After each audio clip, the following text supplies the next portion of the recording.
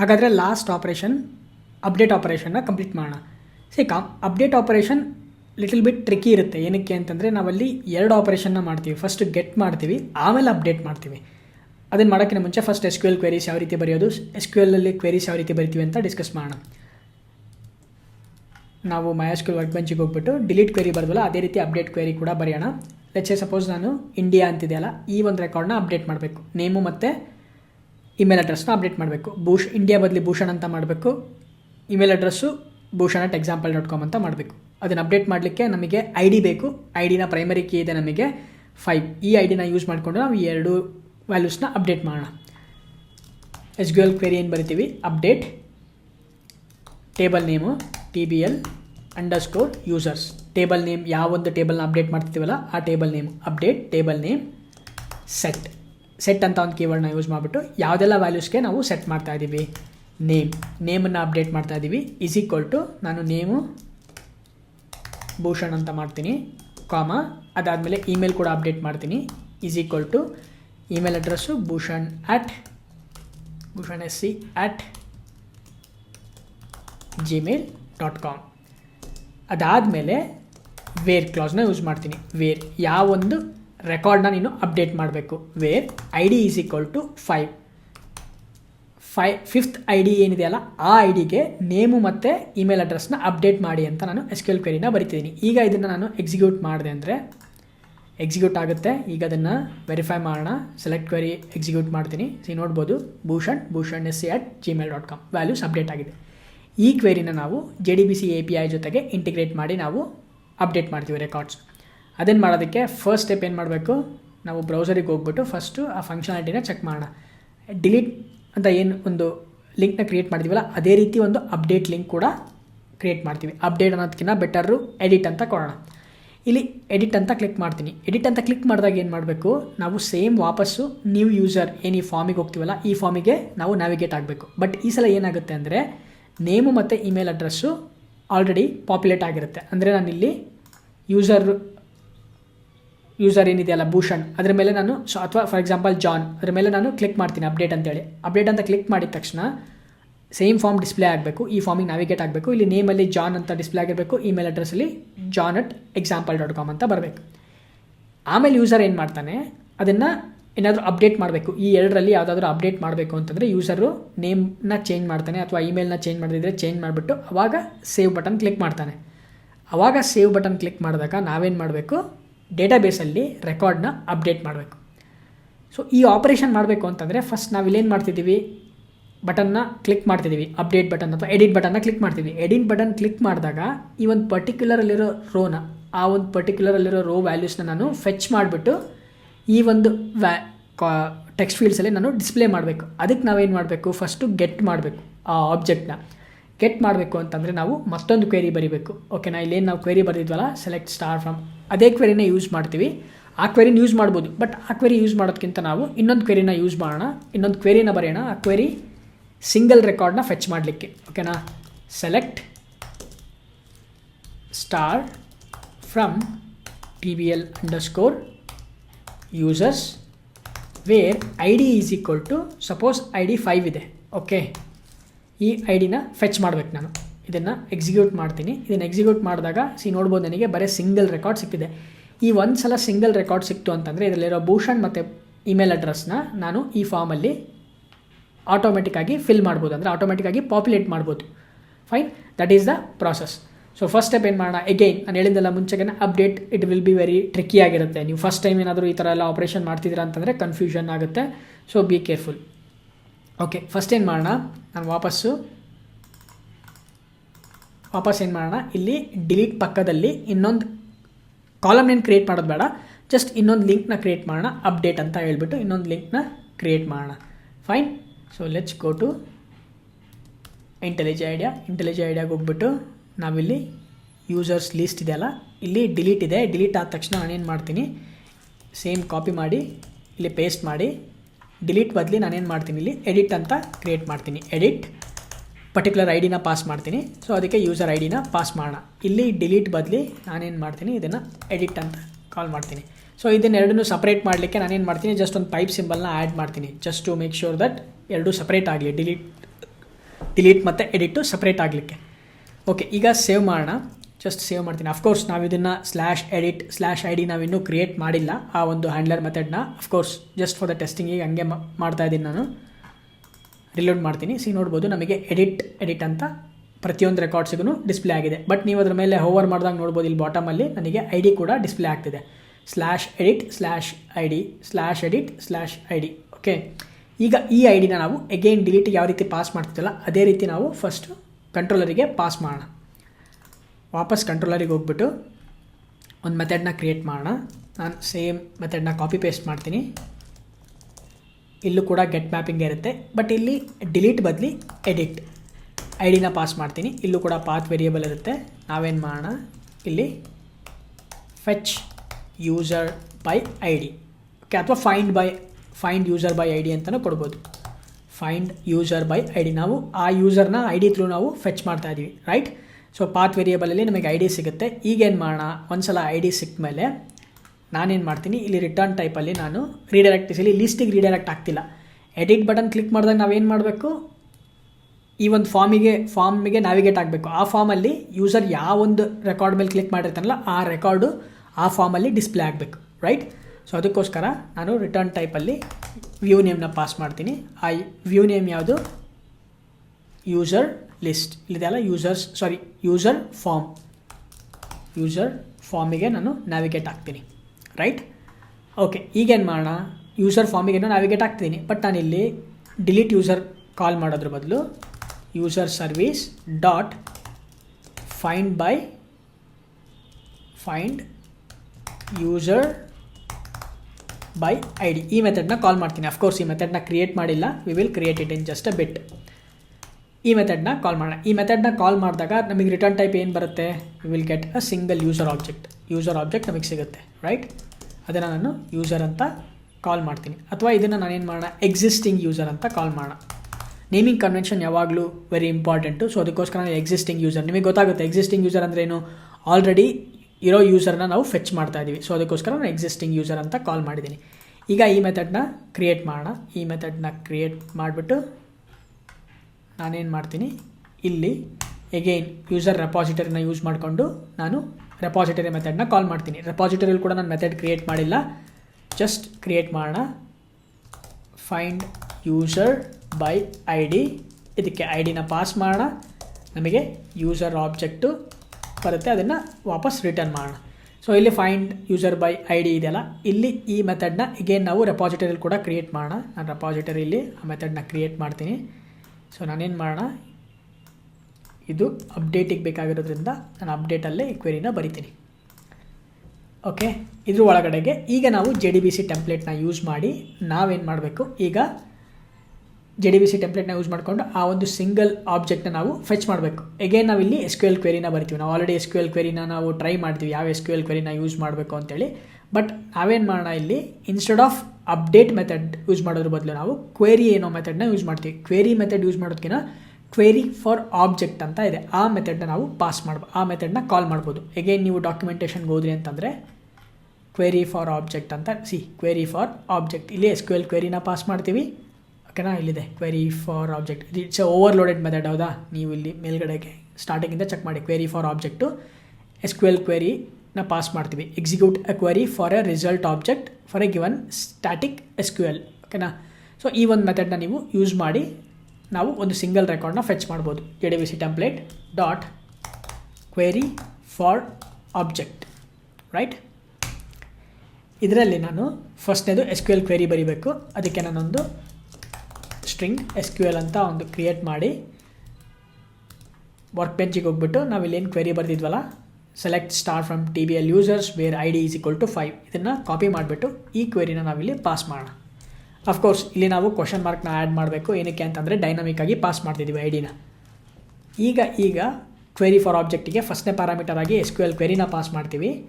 ಸೆಕೆಂಡ್ನೇ ಪ್ಯಾರಾಮೀಟ್ರಲ್ಲಿ ನಾವು ಆ ಒಂದು ಯೂಸರ್ ರೋ ಮ್ಯಾಪರ್ ಏನಿದೆಯಲ್ಲ ಆ ಯೂಸರ್ ರೋ ಮ್ಯಾಪರ್ನ ಪಾಸ್ ಮಾಡ್ತೀವಿ, ರೈಟ್? ಇಲ್ಲಿ ನಾವು ಆಲ್ರೆಡಿ ರೋ ಮ್ಯಾಪರ್ನ ಕ್ರಿಯೇಟ್ ಮಾಡ್ತೀವಿ. ಅಂದರೆ ನಾವು ಒಂದು ಸಲ ಆಬ್ಜೆಕ್ಟ್ನ ಫೆಚ್ ಮಾಡಿದ ಮೇಲೆ ನಮಗೆ ವ್ಯಾಲ್ಯೂಸ್ ಬರುತ್ತೆ, ನೇಮ್ ಮತ್ತು ಇಮೇಲ್. ಅದನ್ನು ಜಾವಾ ಆಬ್ಜೆಕ್ಟ್ ಯಾವ ಫೀಲ್ಡ್ಸಿಗೆ ನಾನು ಮ್ಯಾಪ್ ಮಾಡಬೇಕು ಅಂತ ರೋ ಮ್ಯಾಪರಿಗೆ ಮಾತ್ರ ಗೊತ್ತಿರುತ್ತೆ. ಏನಕ್ಕೆ ಅಂತಂದರೆ ನಾವಿಲ್ಲಿ ರೋ ಮ್ಯಾಪರಲ್ಲಿ ಬರೆದಿದ್ದೀವಿ, ರೈಟ್? ಸೊ ಅದಕ್ಕೆ ನಾವಿಲ್ಲಿ ರೋ ಮ್ಯಾಪರ್ನ ಪಾಸ್ ಮಾಡ್ತೀವಿ, ಯೂಸರ್ ರೋ ಮ್ಯಾಪರ್. ಅದಾದಮೇಲೆ ಥರ್ಡ್ ಪ್ಯಾರಾಮೀಟ್ರಲ್ಲಿ ನಾವು ಐ ಡಿನ ಪಾಸ್ ಮಾಡ್ತೀವಿ. ಅಂದರೆ ಈ ಒಂದು ಪ್ಯಾರಾಮೀಟರಿಗೆ ನಾವು ಐ ಡಿನ ವ್ಯಾಲ್ಯೂನ ಪಾಸ್ ಮಾಡಬೇಕು. ಅದಕ್ಕೆ ನಾನು ಥರ್ಡ್ ಪ್ಯಾರಾಮೀಟರ್ ಆಗಿ ಆ ವ್ಯಾಲ್ಯೂನ ಪಾಸ್ ಮಾಡ್ತೀನಿ, which is I D, right.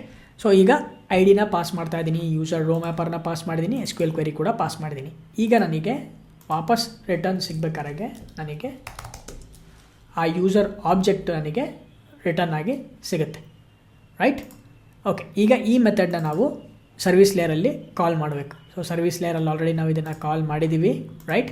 ಅದೇ ರೀತಿ ಈ ಸರ್ವಿಸ್ ಲೇಯರ್ ಮೆಥಡ್ ನಾವು ಕಂಟ್ರೋಲರ್ ಕಾಲ್ ಮಾಡಬೇಕು, ಅಲ್ಲಿ ಕೂಡ ಕಾಲ್ ಮಾಡಿದ್ವಿ. ಸೊ ನನಗೀಗ ಎಕ್ಸಿಸ್ಟಿಂಗ್ ಯೂಸರ್ ಸಿಗುತ್ತೆ. ಎಕ್ಸಿಸ್ಟಿಂಗ್ ಯೂಸರ್ ಸಿಕ್ಕ ಮೇಲೆ ನಾನೇನು ಮಾಡಬೇಕು, ಅದನ್ನು ಫಾರ್ಮಿಗೆ ಕಳಿಸ್ಬೇಕು. ಯಾಕಂದರೆ ಯೂಸರು ಎಡಿಟ್ ಬಟನ್ ಕ್ಲಿಕ್ ಮಾಡ್ತಾನೆ, ರೈಟ್.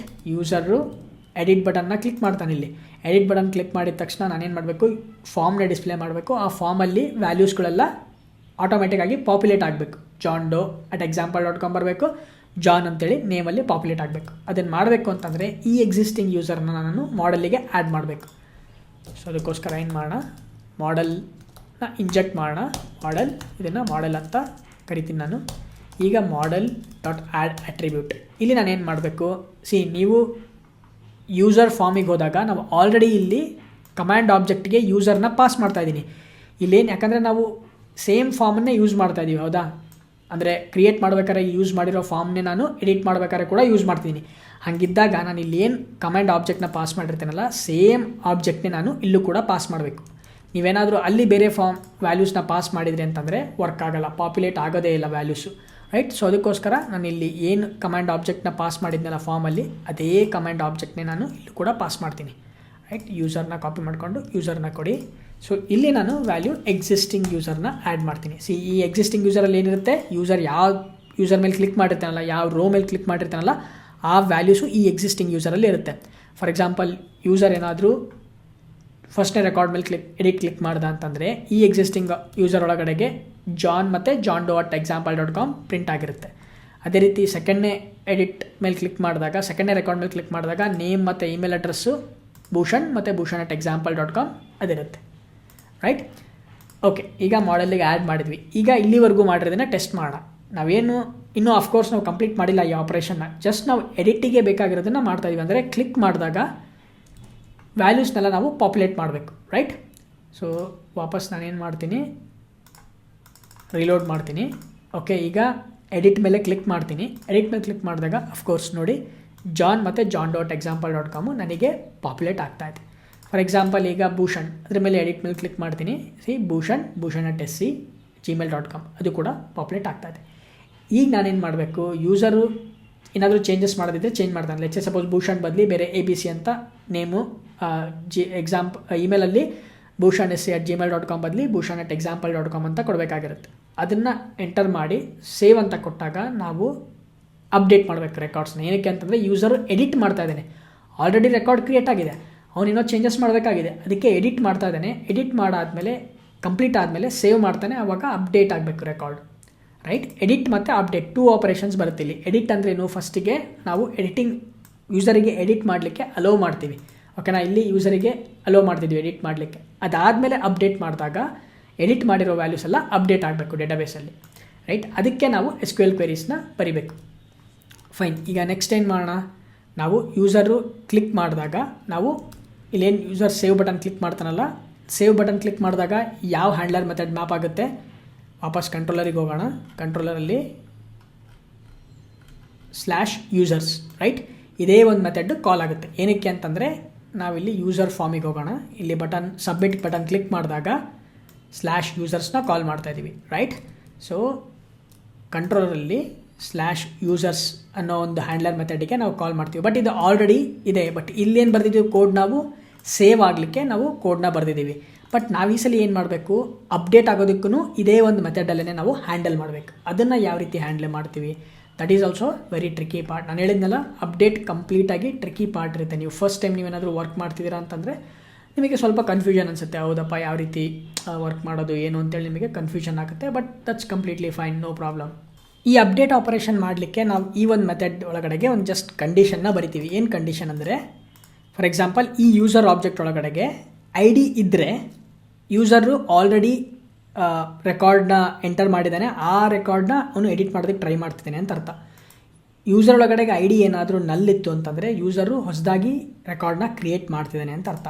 ಏನಕ್ಕೆ ಅಂತಂದರೆ ಫಸ್ಟ್ ಟೈಮ್ ನಾವು ಲೆಟ್ಸ್ ಸೇ ಸಪೋಸ್ ಬ್ಯಾಕ್ ಹೋಗೋಣ, ಇಲ್ಲಿ very first time let's say suppose ಇದರಲ್ಲಿ ರೆಕಾರ್ಡ್ಸೇ ಇಲ್ಲ ಅಂತ ಅಂದ್ಕೊಳ್ಳಿ. ವೆರಿ ಫಸ್ಟ್ ಟೈಮ್ ನ್ಯೂ ಯೂಸರ್ನ ಕ್ಲಿಕ್ ಮಾಡಿದಾಗ ಏನಾಗುತ್ತೆ, ಒಂದು ಫಾರ್ಮ್ ಕ್ರಿಯೇಟ್ ಆಗುತ್ತೆ. ಈ ಫಾರ್ಮಲ್ಲಿ ನೇಮ್ ಮತ್ತು ಇಮೇಲ್ ಅಡ್ರೆಸ್ನ ಪ್ರೊವೈಡ್ ಮಾಡ್ತೀವಿ. ಈಗ ನಾವು ಯೂಸರ್ನ ಕ್ರಿಯೇಟ್ ಮಾಡ್ತಿರೋದ್ರಿಂದ ಐ ಡಿನ ನಾವು ಪ್ರೊವೈಡ್ ಮಾಡ್ತಿಲ್ಲ, ಡೇಟಾಬೇಸಲ್ಲಿ ಐ ಡಿ ಕ್ರಿಯೇಟ್ ಆಗುತ್ತೆ, ರೈಟ್? ಅದೇ ರೀತಿ ಯೂಸರು ಎಡಿಟ್ ಕ್ಲಿಕ್ ಮಾಡಿದಾಗ ಆಲ್ರೆಡಿ ಯೂಸರಲ್ಲಿ ಈ ರೆಕಾರ್ಡೆಲ್ಲ ಇತ್ತು, ಜಾನ್ ಡೋ ಇತ್ತು, ಜೊತೆಗೆ ಐ ಡಿ ಕೂಡ ಇರುತ್ತೆ, ಹೌದಾ? ಜಾನಿಗೆ ಒಂದು ಐ ಡಿ ಕೂಡ ಇರುತ್ತೆ, ಅದೇ ರೀತಿ ಭೂಷಣಿಗೆ ಕೂಡ ಒಂದು ಐ ಡಿ ಇರುತ್ತೆ. ಆ ಐ ಡಿ ನಾವಿಲ್ಲಿ ಹೈಡ್ ಮಾಡಬೇಕು. ಓಕೆನಾ? ಹೈಡ್ ಮಾಡಿದ ಮೇಲೆ ನಾವು ಯಾವಾಗ ಸೇವ್ ಬಟನ್ ಕ್ಲಿಕ್ ಮಾಡ್ತೀವಲ್ಲ ಅವಾಗ ಸೇಮ್ /ಯೂಸರ್ಸೇ ಕಾಲ್ ಆಗುತ್ತೆ. ಇಲ್ಲಿ ನಾವು ಯೂಸರ್ ಆಬ್ಜೆಕ್ಟ್ ಒಳಗಡೆಗೆ ಅವಾಗ ಐ ಡಿ ಬರ್ತಾ ಇರುತ್ತೆ. user.getID ಮಾಡಿದಾಗ ನಮಗೆ ಐ ಡಿ ಕೂಡ ಬರುತ್ತೆ. ಆ ಐ ಡಿ ಏನಾದರೂ ಇತ್ತು ಅಂತಂದರೆ ನಮಗೆ ಗೊತ್ತಾಗುತ್ತೆ ಯೂಸರು ಎಡಿಟ್ ಮಾಡೋದಕ್ಕೆ ಟ್ರೈ ಮಾಡ್ತಿದ್ದಾನೆ ಅಂತ ಅರ್ಥ. ಐ ಡಿ ಇರಲಿಲ್ಲ ಅಂತಂದರೆ ಅಫ್ಕೋರ್ಸ್ ಯೂಸರು ಕ್ರಿಯೇಟ್ ಮಾಡ್ತಿದ್ದಾನೆ, ಆವಾಗ ನಾವು ಕ್ರಿಯೇಟ್ ಯೂಸರ್ ಮೆಥಡ್ನ ಕಾಲ್ ಮಾಡಬೇಕು, right? This is the process. First ಏನು ಮಾಡೋಣ, ಇಲ್ಲಿ ಐ ಡಿನ ನಾವು ಹೈಡ್ ಮಾಡಬೇಕು. ರೈಟ್ ನಾವೇನಿದನ್ನು ಇನ್ಸ್ಪೆಕ್ಟ್ ಮಾಡಿದ್ವಿ ಅಂತಂದರೆ ನೀವು ನೋಡ್ಬೋದು, ನಮಗೆ ಫಾರ್ಮಲ್ಲಿ ಎರಡೇ ಟೆಕ್ಸ್ಟ್ ಬಾಕ್ಸ್ ಇದೆ. ಒಂದು ಇಮೇಲ್ ಮತ್ತು ಇಲ್ಲೇನಿದೆ ನೇಮ್ ಇದೆ, ರೈಟ್? ಯೂಸರ್ ನೇಮ್ ಇದೆ. ನಾವೇನು ಮಾಡಬೇಕು, ಅದೇ ರೀತಿ ಇಲ್ಲಿ ಒಂದು ಐ ಡಿ ಕೂಡ ನಾವು ಕ್ರಿಯೇಟ್ ಮಾಡಬೇಕು. ಬಟ್ ಆ ಐ ಡಿ ನಾವು ಹೈಡ್ ಮಾಡಬೇಕು, ಓಕೆನಾ? ಆ ಟೆಕ್ಸ್ಟ್ ಬಾಕ್ಸ್ನ ನಾವು ಹೈಡ್ ಮಾಡಬೇಕು. ಅದಕ್ಕೆ ನಾವೇನು ಮಾಡ್ತೀವಿ ಅಂದರೆ ಈ ಒಂದು HTML ಫಾರ್ಮಲ್ಲಿ ಇನ್ಪುಟ್ ಟೈಪ್ ಟೆಕ್ಸ್ಟ್ ಬದಲಿ ನಾವು ಹಿಡನ್ ಅಂತ ಒಂದು ಪ್ರಾಪರ್ಟಿ ಇದೆ, ಆ ಹಿಡನ್ ಪ್ರಾಪರ್ಟಿನ ಯೂಸ್ ಮಾಡ್ತೀವಿ. ಹಿಡನ್ ಈಗೇನಾಗುತ್ತೆ, ಈ ಟೆಕ್ಸ್ಟ್ ಬಾಕ್ಸು ಹೈಡ್ ಆಗಿರುತ್ತೆ. ಬಟ್ ನನಗೆ ಹೈಡ್ ಆಗೋದ್ರ ಜೊತೆಗೇ ನನಗೆ ವ್ಯಾಲ್ಯೂ ಕೂಡ ಇರಬೇಕು, ಯಾವುದು ಐ ಡಿ ವ್ಯಾಲ್ಯೂ ಕೂಡ ಇರಬೇಕು. ಅದಕ್ಕೆ ನಾನು ಏನು ಮಾಡ್ತೀನಿ, ಸೇಮ್ ಫೀಲ್ಡ್ ಆಟ್ರಿಬ್ಯೂಟ್ನ ಯೂಸ್ ಮಾಡ್ತೀನಿ. ಓಕೆನಾ? Field expression Thymeleaf field is equal to star within curly ಬ್ರೇಸಸಲ್ಲಿ ಐ ಡಿ, ಇದನ್ನು ಯೂಸ್ ಮಾಡ್ತೀನಿ. ಸೊ ಈಗ ನಾನೇನು ಮಾಡೋಣ, ಜಸ್ಟ್ ಸೇವ್ ಮಾಡಿ ಬ್ರೌಸರಿಗೆ ಹೋಗೋಣ. ಈಗ ಓಕೆ, ಬ್ರೌಸರಲ್ಲಿ ನಾನು ರಿಫ್ರೆಶ್ ಮಾಡ್ತೀನಿ. ಬಾಡಿನ ಎಕ್ಸ್ಪ್ಯಾಂಡ್ ಮಾಡಿರಿ. ಈಗ ಫಾರ್ಮ್ ಒಳಗಡೆ ನೀವು ನೋಡ್ಬೋದು ನಮಗೆ ಐ ಡಿ ಕೂಡ ಪ್ರಿಂಟ್ ಆಗಿರುತ್ತೆ, ರೈಟ್? ನಾನು ಜಸ್ಟ್ ರಿಫ್ರೆಶ್ ಮಾಡ್ತೀನಿ. Input I D is equal to I D, type hidden, name is equal to I D, value 2 ನೋಡ್ಬೋದು. ವ್ಯಾಲ್ಯೂ ಜಾನಿಗೆ ಏನಿದೆ ವ್ಯಾಲ್ಯೂ 2 ಇದೆ, ಆ ವ್ಯಾಲ್ಯೂ ಇಲ್ಲಿಗೆ ಹೈಡ್ ಆಗಿ ಪ್ರಿಂಟ್ ಆಗ್ತಾ ಇದೆ ಫಾರ್ಮಲ್ಲಿ. ಓಕೆನಾ? ನಮಗೆ ಕಾಣ್ತಾ ಇಲ್ಲ, ಬಟ್ ಆ ಒಂದು ಫಾರ್ಮ್ ಒಳಗಡೆಗೆ ಹೈಡ್ ಆಗಿದೆ, ರೈಟ್? ಅದೇ ರೀತಿ ಬೇಕಿದ್ರೆ ಸೆಕೆಂಡ್ನೇ ರೆಕಾರ್ಡಿಂಗ್ ನೋಡೋಣ. ಭೂಷಣ್ ಅಂತಿದೆಯಲ್ಲ, ಇದನ್ನು ಎಡಿಟ್ ಮಾಡ್ತೀನಿ. ಎಡಿಟ್ ಮಾಡಿದಾಗ ಫಾರ್ಮ್ನ ಎಕ್ಸ್ಪೆಂಡ್ ಮಾಡಿದ್ರೆ ನೋಡ್ಬೋದು ಇಲ್ಲಿ ವ್ಯಾಲ್ಯೂ 5 ಇದೆ. ಸೊ ನನಗೀಗ ಐ ಡಿ ಬರ್ತಾ ಇದೆ. ಬಟ್ ಅದೇ ನನಗೇನು ಮಾಡ್ತೀನಿ, ಹೊಸದಾಗಿ ನ್ಯೂ ಯೂಸರ್ ಅಂತಿದೆಯಲ್ಲ ಅದ್ರ ಮೇಲೆ ಕ್ಲಿಕ್ ಮಾಡ್ತೀನಿ. ನಾನು ಎಡಿಟ್ ಕ್ಲಿಕ್ ಮಾಡಲ್ಲ, ನ್ಯೂ ಯೂಸರ್ ಕ್ಲಿಕ್ ಮಾಡ್ತೀನಿ. ಈಗ ನೀವು ಫಾರ್ಮ್ನ ಎಕ್ಸ್ಪೆಂಡ್ ಮಾಡಿದ್ರೆ ನೋಡ್ಬೋದು ಈಗ ವ್ಯಾಲ್ಯೂ 0 ಇರುತ್ತೆ. ಸೊ ಯಾವಾಗ ವ್ಯಾಲ್ಯೂ ಅಲ್ಲಿ 0 ಇರುತ್ತೆ ಆವಾಗ ನಮಗೆ ಗೊತ್ತು ಯೂಸರು ಹೊಸದಾಗಿ ಕ್ರಿಯೇಟ್ ಮಾಡ್ತಾ ಇದ್ದಾನೆ ಅಂತ ಅರ್ಥ. ಅದೇ ಯಾವಾಗ ಯೂಸರಲ್ಲಿ ಆ ವ್ಯಾಲ್ಯೂ ಅಲ್ಲಿ ಏನಾದರೂ ಐ ಡಿಲಿ ಏನಾದರೂ ವ್ಯಾಲ್ಯೂ ಇತ್ತು ಅಂತಂದರೆ then we have to understand that user is trying to update the record. ಈ ಒಂದು ಕಂಡೀಷನ್ ಮೇಲೆ ನಾವು ಅಪ್ಡೇಟ್ ಮತ್ತು ಕ್ರಿಯೇಟ್ನ ಹ್ಯಾಂಡಲ್ ಮಾಡಬೇಕು, ರೈಟ್? ಓಕೆ, ಸೊ ಈಗೇನು ಮಾಡೋಣ, ಫಸ್ಟು ನಾವಿಲ್ಲಿ ಯೂಸರ್ ಕಂಟ್ರೋಲರಲ್ಲಿ ಫಸ್ಟು ಒಂದು ಕಂಡೀಷನ್ನ ಬರೆಯೋಣ, ರೈಟ್? ಇದನ್ನು ನಾನು ಕಂಡೀಷನ್ ಬರಿತೀನಿ. If user dot get I D, ಆ ಐ ಡಿ ಏನಾದರೂ ನಲ್ ಅಥವಾ ಆ ಐ ಡಿ ಏನಾದರೂ not equal to null. Okay, if the I D is not equal to null, okay, ಇದನ್ನು ನಾನು ಏನು ಮಾಡ್ತೀನಿ, ಲಾಂಗ್ ಅಂತ ಮಾಡ್ತೀನಿ, ರೈಟ್? ಇಲ್ಲಿ ಐ ಡಿ ನಾನು ಯಾಕಂದರೆ ಕಂಪೇರ್ ಮಾಡೋದ್ರಿಂದ ಇನ್ಸ್ಟೆಡ್ ಆಫ್ ಪ್ರಿಮಿಟಿವ್ ಟೈಪು ನಾನೇನು ಯೂಸ್ ಮಾಡ್ತೀನಿ, ಅಲ್ಲಿ ಲಾಂಗ್ ಅಂತ ಕ್ರಿಯೇಟ್ ಮಾಡ್ತೀನಿ. ಸೊ ಲಾಂಗ್ ಅಂತ ಕ್ರಿಯೇಟ್ ಮಾಡಿದಾಗ ಏನಾಗುತ್ತೆ ಗೊತ್ತಾ, ವಾಪಸ್ ಕಂಟ್ರೋಲರಿಗೆ ಹೋಗೋಣ. ನಾನಿಲ್ಲಿ ಜಸ್ಟ್ ಇದನ್ನು ರಿಮೂವ್ ಮಾಡ್ತೀನಿ, ರಿಫ್ರೆಶ್ ಮಾಡೋಣ. ಓಕೆ, ಸೊ ರಿಫ್ರೆಶ್,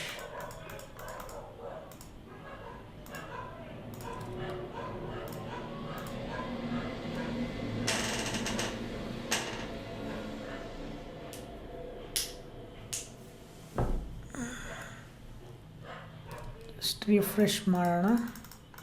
ಓಕೆ, ನಾವು ಮಿಸ್ಟೇಕ್ ಮಾಡಿದ್ದೀವಿ ನಾವು,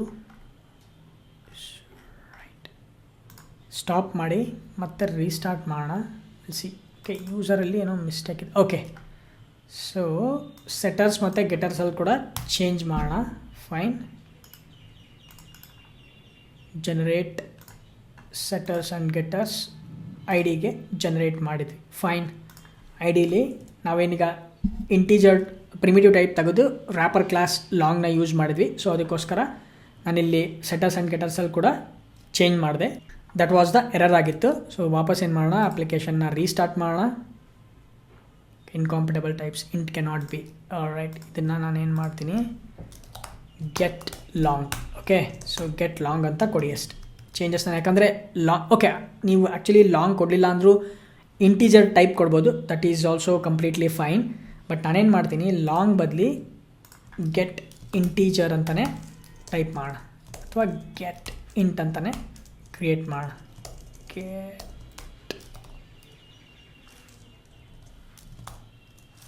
get int, right, get int. So ಇಲ್ಲಿ ಲಾಂಗ್ ಇರೋದ್ರಿಂದ ಇದನ್ನು ಜಸ್ಟ್ ಯೂಸರ್ ಆಬ್ಜೆಕ್ಟಲ್ಲಿ ಲಾಂಗ್ ಬದಲಿ ಇಂಟೀಜರ್ ಅಂತಲೇ ಮಾಡೋಣ. Okay, integer. ಸೊ ಈಗಿಲ್ಲಿ ಸೆಟರ್ಸ್ ಆ್ಯಂಡ್ ಗೆಟರ್ಸಲ್ಲಿ ಎಗೇನ್ ನಾವು ಕ್ವಿಕ್ಕಾಗಿ ಚೇಂಜ್ ಮಾಡೋಣ. ರೈಟ್, ಸೆಟರ್ಸ್ ಆ್ಯಂಡ್ ಗೆಟರ್ಸಲ್ಲಿ just hold on for a second. Generate setters and getters I D. Right, okay, ನಾನೇನು ಜಾಸ್ತಿ ಮಾಡಿಲ್ಲ, ಇಲ್ಲಿ ತಲೆ ಕೆಡ್ಸ್ಕೊಳಕ್ಕೆ ಹೋಗಬೇಡಿ. ಪ್ರಿಮಿಟಿವ್ ಟೈಪ್ ಇರೋದನ್ನು ರ್ಯಾಪರ್ ಕ್ಲಾಸ್ ಇಂಟೀಜರ್ ಅಂತ ಮಾಡಿದ್ದೀನಿ ಅಷ್ಟೇ, ಅದು ಬಿಟ್ಟರೆ ಬೇರೆ ಏನೂ ಚೇಂಜಸ್ ಮಾಡಿಲ್ಲ. ಓಕೆ, ಸೊ ಈಗ ಸೇವ್ ಮಾಡೋಣ. ನಾನು ಅಪ್ಲಿಕೇಶನ್ನ ಎಗೈನ್ ಸ್ಟಾರ್ಟ್ ಮಾಡ್ತೀನಿ. ಸ್ಟಾರ್ಟ್ ಆಗಿದೆ. ರೀಲೋಡ್ ಮಾಡ್ತೀನಿ. ರೀಲೋಡ್ ಮಾಡಿದಾಗ ಈಗ ನೀವು ಫಾರ್ಮ್ ಒಳಗಡೆ ನೋಡ್ಬೋದು ವ್ಯಾಲ್ಯೂ ಅಲ್ಲಿ ಎಂಟಿ ಇದೆ. ಓಕೆ, ಸೊ ಎಂಟಿ ಇರೋದ್ರಿಂದ ನಮಗೆ ಯೂಸರ್ ಆಬ್ಜೆಕ್ಟಲ್ಲಿ ಈ ಕಂಟ್ರೋಲಲ್ಲಿ ಯೂಸರ್ ಆಬ್ಜೆಕ್ಟ್ ಒಳಗಡೆಗೆ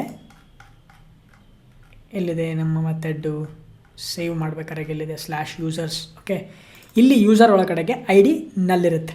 ರೈಟ್, ಅದೇ ಏನಾದರೂ ವ್ಯಾಲ್ಯೂ ಇತ್ತು ಅಂತಂದರೆ ಆಫ್ಕೋರ್ಸ್ ಯಾವ ವ್ಯಾಲ್ಯೂ ಇರುತ್ತಲ್ಲ 5, 6, 7, 8 ಆ ವ್ಯಾಲ್ಯೂ ಪ್ರೆಸೆಂಟ್ ಆಗಿರುತ್ತೆ. ಸೊ ನಾನೀಗೇನು ಮಾಡ್ತೀನಿ, ಇಫ್ ಕಂಡೀಷನ್ನ ಬರಿತೀನಿ. If user is equal to null ಅಥವಾ user is not equal to null. Okay, user is not equal to null. ಯೂಸರಲ್ಲಿ ಏನಾದರೂ ವ್ಯಾಲ್ಯೂ ಇದ್ದರೆ ನನಗೆ ಗೊತ್ತು ಅಪ್ಡೇಟ್ ಆಪರೇಷನ್, ಅಪ್ಡೇಟ್ ಮಾಡ್ತಾ ಇದ್ದಾನೆ ಯೂಸರ್ ಅಂತೇಳಿ. ಎಲ್ಸ್ ಇಲ್ಲ ಅಂತಂದರೆ user is trying to create a record. Okay, create operation, ಅಲ್ಲಿ ನಾವು ಕ್ರಿಯೇಟ್ ಆಪರೇಷನ್ನ ಮಾಡಬೇಕು. ಸೊ ಕ್ರಿಯೇಟ್ ಆಪರೇಷನ್ ಮಾಡಲಿಕ್ಕೆ ಆಲ್ರೆಡಿ ನಮ್ಮ ಹತ್ರ ಇಲ್ಲಿ ವ್ಯಾಲ್ಯೂ ಇದೆ. ಸೊ ಅದನ್ನು ತೊಗೊಂಡು ನಾವೇನು ಮಾಡ್ತೀನಿ, ಕ್ರಿಯೇಟ್ ಆಪರೇಷನಲ್ಲಿ ಆ್ಯಡ್ ಮಾಡೋಣ. ಅಪ್ಡೇಟ್ ಆಪರೇಷನ್ನಿಗೆ ನಾವು ಅಪ್ಡೇಟ್ ಮಾಡಬೇಕು. ಅದಕ್ಕೆ ನಾವೇನು ಮಾಡೋಣ, user service dot update user. ಇಲ್ಲಿ ಯೂಸರ್ ಆಬ್ಜೆಕ್ಟ್ನ ಪಾಸ್ ಮಾಡೋಣ. ಈ ಯೂಸರ್ ಆಬ್ಜೆಕ್ಟ್ ಒಳಗಡೆ ಏನಿರುತ್ತೆ, ಅಪ್ಡೇಟೆಡ್ ವ್ಯಾಲ್ಯೂಸ್ ಇರುತ್ತೆ. ರೈಟ್, ಯೂಸರ್ ಏನಾದರೂ ಚೇಂಜಸ್ ಮಾಡಿದ್ದ ಅಂತಂದರೆ ಆ ರೆಕಾರ್ಡ್ ಇರುತ್ತೆ. ಸೊ ಇರ್ರೆಸ್ಪೆಕ್ಟಿವ್ ಆಫ್ ಯಾವುದೇ ಆಪರೇಷನ್ ಮಾಡಿದ ಮೇಲೂ ನಾನು ವಾಪಸ್ಸು ಟೇಬಲ್ನ ರಿಫ್ರೆಶ್ ಮಾಡಬೇಕು. ಸೊ ಅದಕ್ಕೋಸ್ಕರ ನಾನು ಇದನ್ನು ಇಫ್ ಕಂಡೀಷನಿಂದ ಹೊರಗಡೆ ಹಾಕಿದ್ದೀನಿ. ರೈಟ್, ಈ ರಿಟರ್ನ್ ಸ್ಟೇಟ್ಮೆಂಟ್ನ ನೀವು ಇದ್ರ ಒಳಗಡೆನೂ ಹಾಕ್ಬೋದು, ಬಟ್ ನೀವು ಒಳಗಡೆ ಹಾಕಿದ್ರಿ ಅಂತಂದರೆ ಡೂಪ್ಲಿಕೇಟ್ ಆಗುತ್ತೆ, 2 ಟೈಮ್ಸು ಆ್ಯಡ್ ಮಾಡಬೇಕು. ಅದಕ್ಕೆ ನಾನೇನು ಮಾಡ್ತೀನಿ, ಇಫ್ ಬ್ಲಾಕಿಂದ ಹೊರಗಡೆಗೆ ಆ್ಯಡ್ ಮಾಡಿದ್ದೀನಿ. ಸೊ ಪ್ರತಿ ಸಲ ಯಾವುದೇ ಆಪರೇಷನ್ ಇರ್ರೆಸ್ಪೆಕ್ಟಿವ್ ಆಫ್ ಅಪ್ಡೇಟರ ಮಾಡಲಿ ಕ್ರಿಯೇಟರ್ ಆಗಲಿ ನಾನು ಟೇಬಲ್ನ ರಿಫ್ರೆಶ್ ಮಾಡಬೇಕು. ಅದಕ್ಕೋಸ್ಕರ ಆ ಕಂಡೀಷನಿಂದ ಹೊರಗಡೆಗೆ ನಾನು ರೀಡೈರೆಕ್ಟ್ ಮಾಡ್ತಾ ಇದ್ದೀನಿ. ಫೈನ್, ಈಗ ಈ ಮೆಥಡ್ನ ಕ್ರಿಯೇಟ್ ಮಾಡೋಣ. Update user. ಈ ಅಪ್ಡೇಟ್ ಯೂಸರ್ ಒಳಗಡೆಗೆ ಅಗೇನ್ ಯೂಸರ್ ರೆಪಾಸಿಟರಿ ಮೆಥಡ್ನ ಕಾಲ್ ಮಾಡ್ತೀವಿ. User repository dot update. Okay, ಈ ಅಪ್ಡೇಟಿಗೆ ನಾನು ಯೂಸರ್ ಆಬ್ಜೆಕ್ಟ್ನ ಪಾಸ್ ಮಾಡ್ತೀನಿ. ರೈಟ್, ಅಪ್ಡೇಟ್ ಮಾಡಾದಮೇಲೆ ನಾವೇನು ರಿಟರ್ನ್ ಮಾಡೋದಿಲ್ಲ, ಜಸ್ಟ್ ಈ ಮೆಥಡ್ನ ಕ್ರಿಯೇಟ್ ಮಾಡೋಣ. ರೆಪಾಸಿಟರಿ ಒಳಗಡೆಗೆ ಕ್ರಿಯೇಟ್ ಅ ಮೆಥಡ್. ಓಕೆ, ಇದನ್ನು ಕಟ್ ಮಾಡಿ ನಾನು ಎಲ್ಲಿ ಮಾಡ್ತೀನಿ, ಅಪ್ಡೇಟ್ ಆಪರೇಷನ್ ಇದೆಯಲ್ಲ ಇಲ್ಲೇ ಈ ಮೆಥಡ್ನ ಕೂಡ ನಾನು ಆ್ಯಡ್ ಮಾಡ್ತೀನಿ. ರೈಟ್, ಜಸ್ಟ್ ವೈಟ್ ಸ್ಪೇಸಸ್ನೆಲ್ಲ ರಿಮೂವ್ ಮಾಡೋಣ. Okay, just keep it simple. ಕ್ರಿಯೇಟಿಗೆ ಆಲ್ರೆಡಿ ಬರೆದಿದ್ದೀವಿ, ರೀಡಿಗೆ ಆಲ್ರೆಡಿ ಬರೆದಿದ್ದೀವಿ. ಓಕೆ, ಅದೇ ರೀತಿ ಅಪ್ಡೇಟಿಗೆ ಕೂಡ ನಾವು ಬರಿತಾ ಇದ್ವಿ. ಓಕೆ, ಅಪ್ಡೇಟಿಗೆ ಏನು ಬರೀಬೇಕು, SQL ಕ್ವೆರಿ ಬರೀಬೇಕು. ರೈಟ್, ಫಸ್ಟಿಗೆ SQL ಕ್ವೆರಿನ ಬರೀಬೇಕು. ಆ SQL ಕ್ವೆರಿ ಬರೋದಕ್ಕೆ ಒಂದು SQL ಸ್ಟ್ರಿಂಗ್ನ ಕ್ರಿಯೇಟ್ ಮಾಡೋಣ. ಇಲ್ಲಿ ನಾವು ಅಪ್ಡೇಟ್ ಕ್ವೆರಿನ ಆಲ್ರೆಡಿ ನಾವು ಅಲ್ಲೇ ಎಕ್ಸಿಕ್ಯೂಟ್ ಮಾಡಿದ್ದೀವಿ MySQL ವರ್ಕ್ ಬೆಂಚಲ್ಲಿ. ಸೇಮ್ ಕ್ವೆರಿನ ನಾವಿಲ್ಲಿ ಕಾಪಿ ಮಾಡಿ ನಾವೊಂದು JDBC ಟೆಂಪ್ಲೇಟ್ ಜೊತೆಗೆ ನಾವು ಇಂಟಿಗ್ರೇಟ್ ಮಾಡಬೇಕು. ರೈಟ್, ವಾಪಸ್ ನಾವು MySQL ವರ್ಕ್ ಬೆಂಚಿಗೆ ಹೋಗೋಣ. ಈ MySQL ವರ್ಕ್ ಬೆಂಚಲ್ಲಿ ಅಪ್ಡೇಟ್ ಸ್ಟೇಟ್ಮೆಂಟ್ ಇದೆ, ಇದನ್ನು ಕಾಪಿ ಮಾಡಿ ನಾವೇನು ಮಾಡೋಣ, ಇಲ್ಲಿ ಅಪ್ಡೇಟ್ ಕ್ವೆರಿ ಇದೆಯಲ್ಲ ಈ ಅಪ್ಡೇಟ್ ಕ್ವೆರಿಯಲ್ಲಿ ಅದನ್ನು ಪಾಸ್ ಮಾಡೋಣ. ಸೊ ಸೊ ನಾನೇನು ಮಾಡ್ತೀನಿ,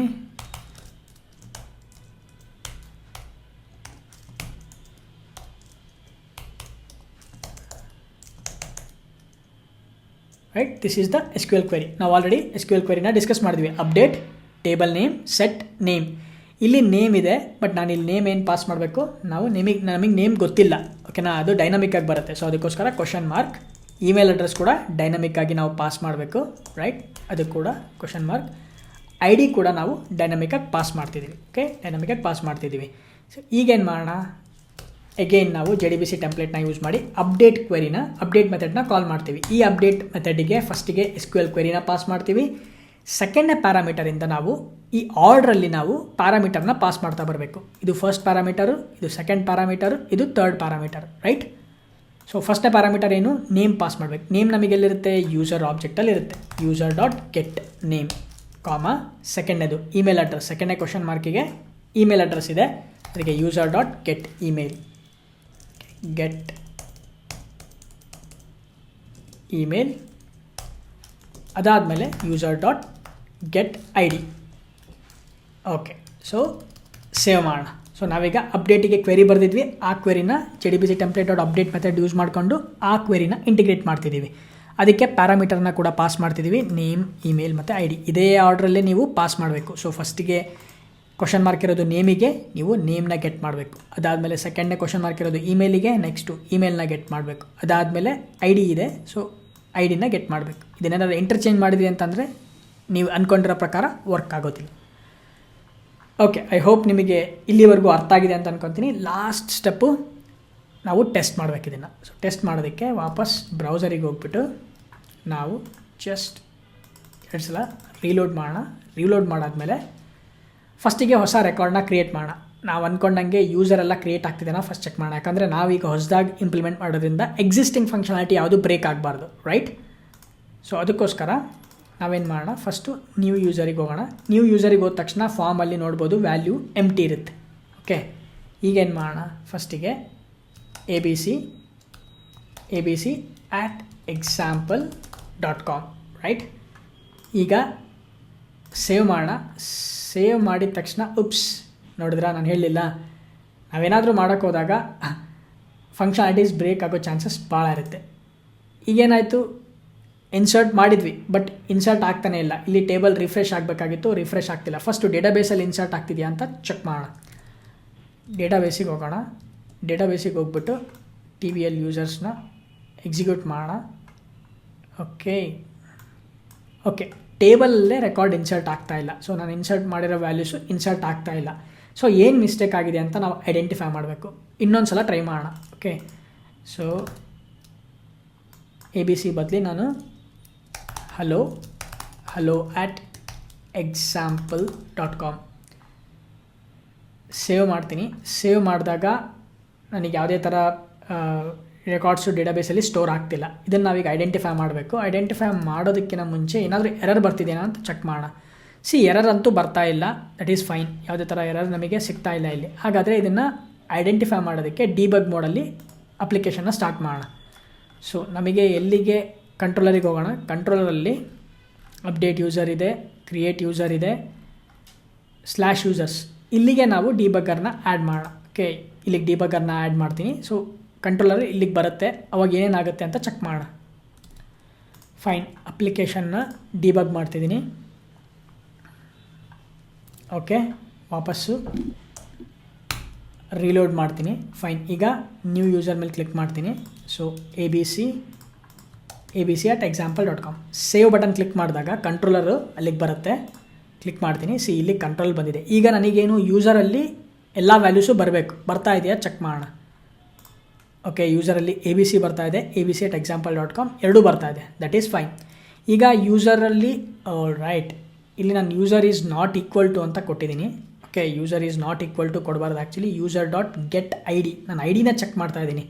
ಸೊ ಇಲ್ಲೇನಾಗುತ್ತೆ, ಒಳಗಡೆ ಯೂಸರ್ ಸರ್ವಿಸಿಗೆ ಹೋಗುತ್ತೆ. ಯೂಸರ್ ಸರ್ವಿಸ್ ಒಳಗಡೆಗೆ ಅಪ್ಡೇಟ್ ಆಗೋದಕ್ಕೆ ಟ್ರೈ ಮಾಡ್ತಾ ಇದೆ. ಸೊ ನಾವು ಅಪ್ಡೇಟ್ ಆಪ್ರೇಷನ್ ಮಾಡಬಾರ್ದು, ಓಕೆನಾ, ಇದೇ ಮಿಸ್ಟೇಕ್ ನಾವು ಮಾಡಿರೋದು. ಇಲ್ಲೇನಾಗ್ತಿದೆ, user is not equal to null. ಈ ಕಂಡೀಷನ್ ಏನಾಗುತ್ತೆ, ಟ್ರೂ ಆಗುತ್ತೆ. ನೋಡ್ತೀರಾ, ಈಸ್ ಈಕ್ವಲ್ ಟು ಟ್ರೂ ಅಂತ ಬರ್ತಿದೆ. ಟ್ರೂ ಅಂತ ಆದಾಗ ಅಪ್ಡೇಟ್ ಆಗುತ್ತೆ. ಅಪ್ಡೇಟ್ ಆದಾಗ ಏನು ಮಾಡುತ್ತೆ, ಐ ಡಿನ ಫೈಂಡ್ ಔಟ್ ಮಾಡುತ್ತೆ. ಬಟ್ ನಾವು ಐ ಡಿನ ನಲ್ ಕಳಿಸ್ತಾ ಇದ್ದೀವಿ, ನಲ್ ಪಾಸ್ ಮಾಡ್ತಾ ಇದ್ದೀವಿ. ಅದಕ್ಕೆ ಯಾವ ರೆಕಾರ್ಡು ಅಪ್ಡೇಟ್ ಆಗೋದಿಲ್ಲ, ಆಯಿತಾ. ಇನ್ಸರ್ಟು ಆಗಲ್ಲ, ಅಪ್ಡೇಟು ಆಗಲ್ಲ. ಸೊ ಇದು ನಾವು ಮಾಡಿರೋ ಮಿಸ್ಟೇಕ್. ಸೊ ಅದಕ್ಕೆ ಏನು ಮಾಡ್ತೀನಿ ಅಂದರೆ ಇದನ್ನು ಸ್ಟಾಪ್ ಮಾಡ್ತೀನಿ. ಸೊ ಇಲ್ಲಿ user dot get I D is not equal to null, then we are going to update it, otherwise we are going to create a new record. Okay, so ಈಗ save ಮಾಡೋಣ. Save ಮಾಡಿ ಈ ಡಿಬಗರ್ನ remove ಮಾಡ್ತೀನಿ ಫಸ್ಟಿಗೆ. Okay, ಇದನ್ನು remove ಮಾಡ್ತೀನಿ. ಇನ್ನೊಂದೆರಡು ಸಲ ರಿಫ್ರೆಶ್ ಮಾಡೋಣ. ಓಕೆ, ಸ್ಟಾರ್ಟ್ ಮಾಡ್ತೀನಿ ಅಪ್ಲಿಕೇಶನ್ನ. ರೀಲೋಡ್ ಮಾಡೋಣ. ಓಕೆ, ಈಗೇನು ಮಾಡೋಣ, ಫಸ್ಟಿಗೆ ಯೂಸರ್ನ ಕ್ರಿಯೇಟ್ ಮಾಡೋಣ.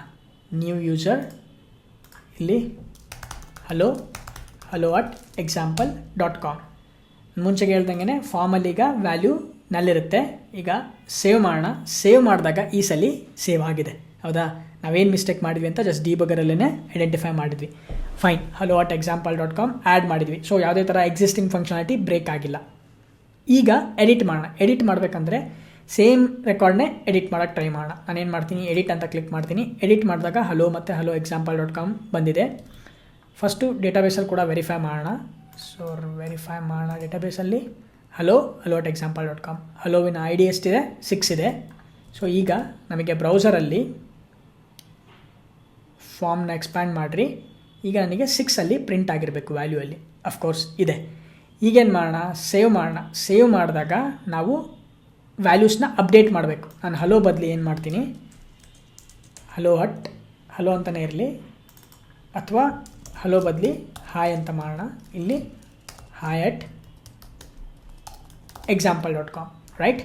ಈಗ ಸೇವ್ ಮಾಡೋಣ. ಸೇವ್ ಮಾಡಿದಾಗ hi@example.com ವ್ಯಾಲ್ಯೂಸು ಅಪ್ಡೇಟ್ ಆಗಿದೆ. ಡೇಟಾಬೇಸಲ್ಲಿ ಕೂಡ ವೆರಿಫೈ ಮಾಡೋಣ. ಹಲೋ ಇರೋದು ಹಾಯ್ ಅಂತ ಅಪ್ಡೇಟ್ ಆಗಬೇಕು. hi@example.com. ಆಸಮ್. ನೆಕ್ಸ್ಟ್ ಇನ್ನೊಂದು ರೆಕಾರ್ಡ್ನ ಟ್ರೈ ಮಾಡೋಣ.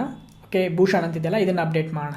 ಸೊ ನಾನೇನು ಮಾಡ್ತೀನಿ, ಎಡಿಟ್ ಅಂತ ಕ್ಲಿಕ್ ಮಾಡ್ತೀನಿ. ಭೂಷಣ್@example gmail.com ಬದಲಿ example.com ಸೇವ್ ಮಾಡೋಣ.